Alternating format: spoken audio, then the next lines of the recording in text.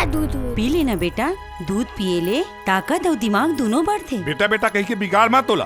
दूध थपरा देते तब पुचकारा था। चल पी बे दूध ला। पढ़े बेरम खेला थे नालायक। पियत तो है जी, काबर चिल्ला था बेचारा ला। दूध पी और सीधा पढ़ाई कर, समझे? हैप्पी बर्थडे टू यू बेटी। मैं मम्मी को खवाई। अरे बाबा मम्मी की बेटी है। लो मम्मा खिलाओ। Happy birthday to you. अब पापा खिलाई। Happy birthday to you. Happy birthday बेटी। अब मोर पारी है, आखिर भांची का करे। ए दे। मामा 1 मिनट। ठोका मोर बेरा में। ले जा भाई अब। जा जा। हाँ जल्दी जा, यहाँ जन कर बे।